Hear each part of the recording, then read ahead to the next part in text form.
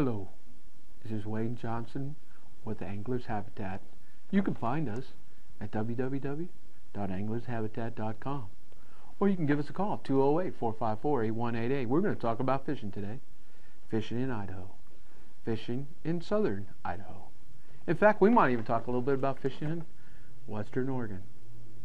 Take it back, eastern Oregon. That's right, on the Owyhee River.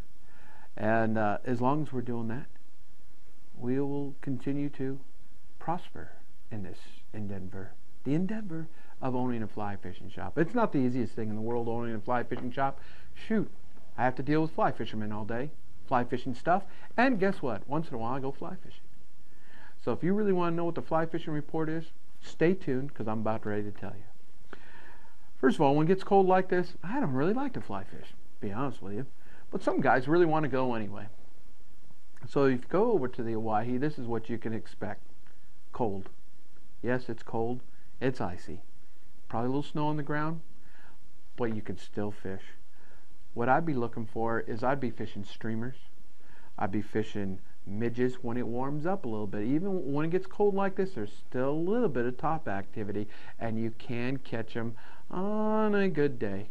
Anything submersible, zebra midges, pheasant tails, prince nymphs, small. We like the mercury midge. We like the WD-40s. Anything small, under a strike indicator, you should do pretty well. Over on the main Boise, I've talked to a customer this weekend, and fishing has been fabulous. Up by Barber Park, up by the Fish and Game, Star, fishing has been pretty well. Been doing a little fishing on top, using a crystal midge on top. Midge patterns, of course, your typical nymphs will work there as well. Now, one thing a lot of people aren't aware of, if you go up to the South Fork of the Boise, when it gets cold like this, quite often you'll have an inversion. How can you tell you have that inversion?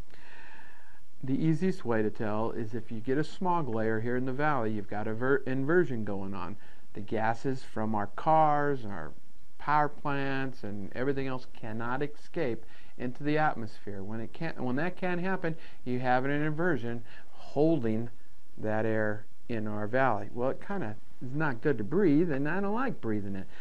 But it's great for fishing. And why is it great for fishing? Is because the South Fork of the Boise is going to be a little warmer. That's right, folks. It might be in the 30s. It might be 35, but it's definitely fishing weather. So whenever I look out and I see that inversion going on, it's time to hit it. Now, some of the best fishing can be had right now when that happens. What are we going to use? We're going to use San Juan worms, we're going to use pheasant tails, we're going to use stonefly nymphs. A lot of people don't realize that stoneflies stay aquatic for 4 years.